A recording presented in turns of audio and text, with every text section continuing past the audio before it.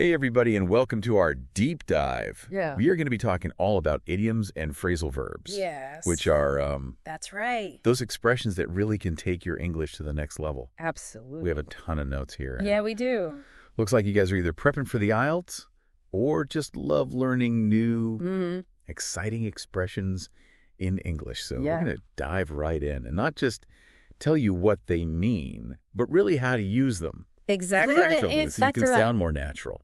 And, using idioms and phrasal verbs, like you said, it really does take your English to the next level because it shows that you're not just understanding the words themselves, but you're understanding how English speakers actually use the language. Yeah, and I think, it kind of shows that you're not just a beginner. Exactly. You're moving past that. You're getting into, fluency. Right. Yes. But I'm noticing in the notes here that we also have a little bit of a caution. Yes. About maybe a warning sign. Overusing them. Exactly. And it's tempting because you learn all these great new expressions, you want to use them all. Right. But, if you're just cramming every idiom, into a conversation. Yeah. It's going to sound a little strange. It's going to sound unnatural. Yeah, it would be like wearing a tuxedo to the beach. Exactly. It's just not the right place for it. Right. It's about choosing the right expression for the right moment. Yeah, so it's like picking the right spice for your dish. Absolutely. And, speaking of spices, let's talk about a few specific idioms that often pop up on the IELTS speaking test. Okay. One that I always find fascinating is break the ice. Okay. It's a very simple phrase. Yeah. But it says so much about English-speaking cultures. What do you mean by that? Well, it highlights this importance of kind of easing social tension, especially when you're meeting new people. Yeah. It's about creating a more relaxed and welcoming atmosphere, like offering someone a drink. Or starting a conversation about something lighthearted. Yeah, it's like avoiding those awkward silences. Exactly. When you first meet somebody. Right. Yeah, okay, cool. So break the ice. Break the ice. I like that one. Uh-huh. Our notes also talk about a blessing in disguise, which I feel like I've experienced quite a few of those in my life. Yes. This one is all about, sometimes something might seem negative at first, right, but it actually leads to a positive outcome. Yeah. Kind of a plot twist in the story of your life. It's like when you miss the bus and you're totally annoyed. Yes. But then you end up meeting an old friend while you're waiting for the next bus. Exactly. It's a great reminder that sometimes, things happen for a reason. Yeah, okay. I like that. Okay. Are you ready for another idiom? Hit me. All right. How about on cloud nine? On cloud nine. This one is all about expressing extreme happiness. Okay. Like you're not just happy, you're over the moon. Got it. You're ecstatic. Okay, so this is for peak moments. Yeah. Like if I get married or something. Yes, or you achieve a lifelong goal. Okay, so not for right. a good cup of coffee. Not for just a good cup of coffee. Save it for those really big moments. Okay. All right, let's switch gears a little bit and talk about one that's a little bit more about money. Okay. How about cost an arm and a leg? Okay, cost an arm and a leg. This one's a personal favorite of mine because it's just so expressive. So does that mean it literally costs a body part? Thankfully, no. Okay. But it does mean something is very expensive. Uh-huh. It's a humorous way to kind of exaggerate the cost of something.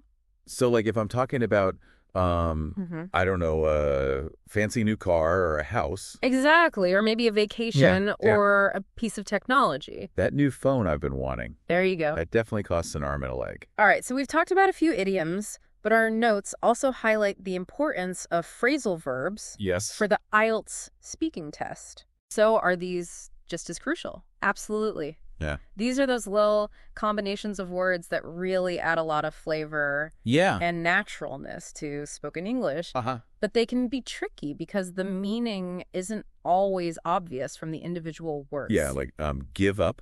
Right. Doesn't mean you're literally giving something upwards. Exactly. It means to stop trying. Right. So are there any specific phrasal verbs that we should be focusing on? Yeah. What are some of the ones that are in the notes? Well, one that pops up a lot is bring up. Okay, bring up.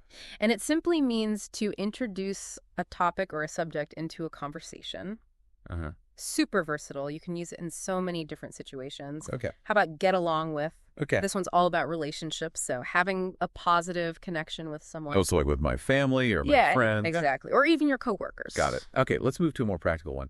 Run out of. Run out of. This one comes in handy when you're talking about having no more of something left. So you could say, we ran out of milk this morning. Yes. Or, I ran out of time to finish the project. Yeah. I feel like I use that one a lot. A lot in daily life. Yeah, for sure. Okay, cool. And finally, we have look forward to. Look forward to. This one's all about expressing excitement and anticipation for something that's going to happen in the future. Okay. So you could talk about, an upcoming event or a vacation or even just, something simple. Like, I'm looking forward to the weekend. Exactly. Okay, look forward to. Got it. So we've covered a lot of expressions, but now I'm thinking, how do we actually make these a part of our everyday vocabulary? Yeah, it's one thing to know them. It's another to, actually use them. Right, because you can understand the meaning, but then when it comes to actually speaking, you might freeze up. Totally. So what are some tips? Yeah, give me the secrets. Well, first up, flashcards. Oh, gosh. I know they might seem a little bit old school. Flashcards, but trust me. Effective. All right, so I write the expression on one side, and then the meaning, and maybe an example on the other. And an example sentence. Okay. And then just review them regularly. Got it. Repetition. Repetition is key. Okay, what else? Well, speaking of repetition, find opportunities to actually use these expressions in your speaking practice. So find a language partner or record myself answering questions. Exactly. Okay. Simulate those IELTS speaking test scenarios. Cool. And what's really interesting? Right. It's not just about using the expressions, but also about noticing how native English speakers use them. So pay attention to conversations around you. So I should be like a language detective. Exactly. You got it. Always on the lookout for idioms and phrasal verbs. And you know what else can help? What's that? Personalizing those example sentences. Oh. So instead of just using the generic example from a textbook, come up with your own sentences that are meaningful to you. So instead of saying, I look forward to the weekend, I could say, I'm looking forward to going to that new restaurant. Exactly. That just opened downtown. Make it personal. Make it fun. Okay. Make it memorable. Yeah, I like that. The more you connect with the expressions, the easier they will be to remember. Awesome. And to use naturally. Okay. I'm feeling a lot more confident now. That's great to hear. About tackling these tricky expressions. And remember, the key is to practice consistently. Yes. And have fun with it. It should be an adventure, not a chore. Exactly. All right, so we've covered a lot of ground here. Yeah, we have. But there's a lot more to come, so stay tuned. Stay tuned. Because we're going to dive even deeper into the world of idioms and phrasal verbs in the next part of our deep dive. I can't wait.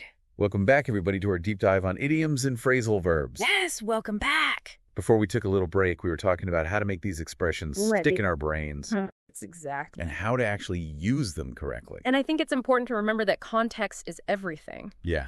You could know 1,000 idioms, right? But if you're using them in the wrong situations, it's going to sound strange. Yeah, if I told my boss, let's hit the road when leaving a meeting. Exactly. That would be strange. That would be a little odd. Even though technically it does mean to depart. It does, but it's not the regular. The tone is... Boom. Right. Yeah. So it's understanding that tone and formality.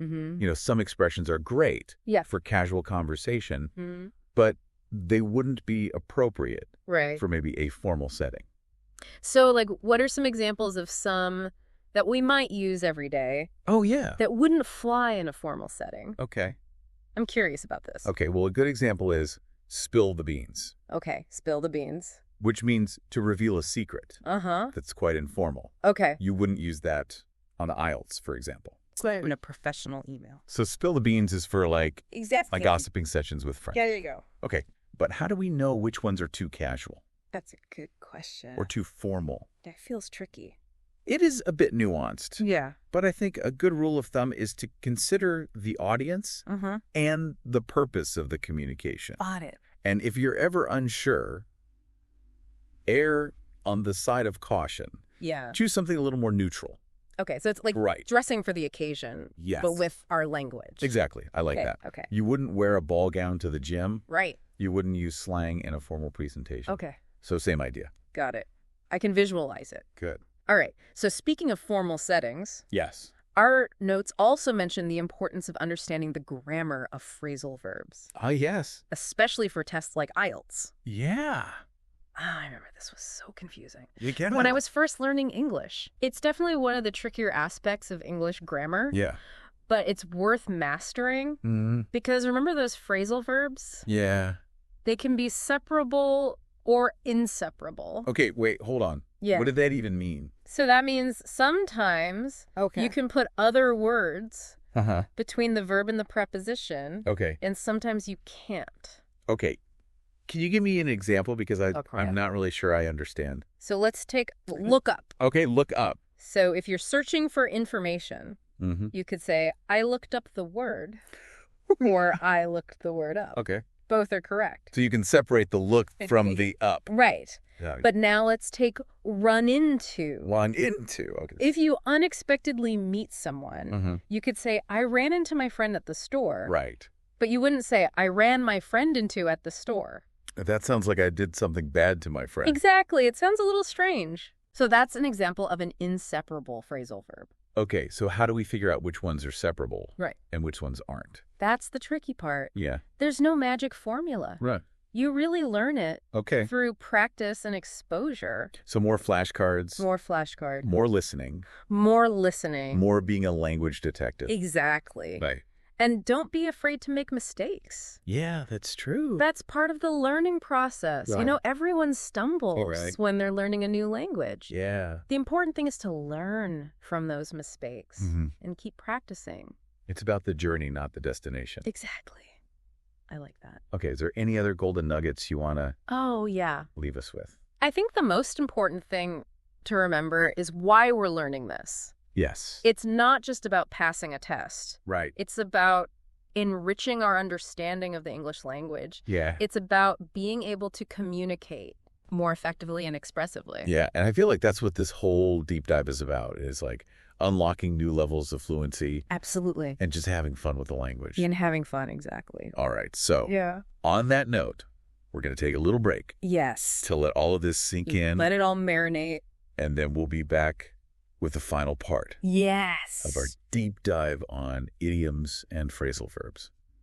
We are back for the final part of our idiom and phrasal verb deep dive. Yes, part 3. I'm feeling pretty confident now after all those tips we talked about in the last 2 parts. Yeah, it's amazing how much ground we've covered. I know, right?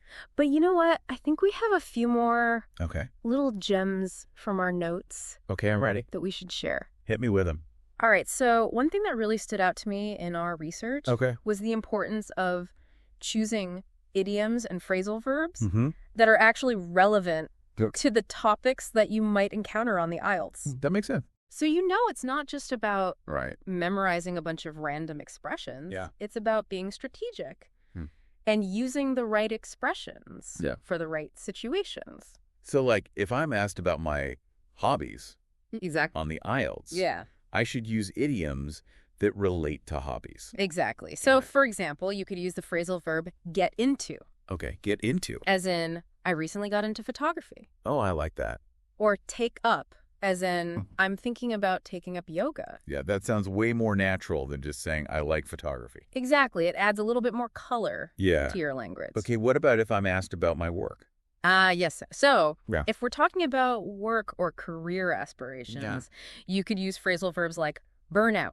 Okay. I'm feeling a bit burned out from my job. I feel like everyone can relate to that one these days. Or move up, as in I'm hoping to move up in the company. Okay, so it's all about matching the expressions to the topic. It's like matching your outfit to the occasion. I like that analogy. Yeah. I'm very visual, so that helps. Good.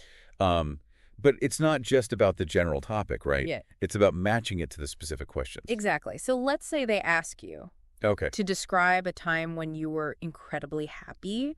You could say something like, I was on cloud 9 when I graduated from university. Right, instead of just saying, I was very happy. Exactly. Yeah. So you're using a relevant idiom, but you're also making it personal by connecting it to your own experience. Got it. So it's all about being mindful and intentional. It's about making those choices and being strategic. We're not just like throwing out random idioms. Exactly. Just hoping they stick. It's about using them purposefully. Awesome. To really express yourself effectively. Okay. Any other final pieces of wisdom you want to leave us with? Yes. I think the most important piece of advice I can give you is don't be afraid to experiment. Just experiment. What do you mean by that? I mean, don't be afraid to try out No. New idioms and phrasal verbs. Okay. Even if you're not 100% Got it. sure about how to use them. But what if I make a mistake? Remember, mistakes are part of the process. Right. It's better to try and maybe stumble than to never try at all. It takes the pressure off. Exactly. Give yourself permission to play with the language. I like that. Be creative. Be expressive. It doesn't have to be perfect. Awesome. Remember, learning a language should be an enjoyable experience. Yes, it should be fun. Don't let it be a stressful chore. Okay, I think we've covered everything. I think so, too. About idioms and phrasal verbs. We've explored why they're important, how to use them correctly, and most importantly, how to make them a natural part of your English. Awesome. So we've gone from feeling intimidated to feeling empowered. Exactly. That's what the deep dive is all about. And remember, all those tips we talked about today? Those are things you can apply to any area of language learning. It's not just about idioms and phrasal verbs. This is about... It's a mindset. Mindset, yeah. It's a way of approaching language learning. Awesome. So keep practicing. Yes. Keep experimenting, and most importantly, have fun with it. Well, thank you so much for joining me on this deep dive adventure. It's been a pleasure. I feel like we both leveled up our English skills today. Absolutely. And to all of our listeners out there, thank you for joining us. Yes, thank you. We hope you learned a lot, and we'll see you on the next deep dive. Until next time.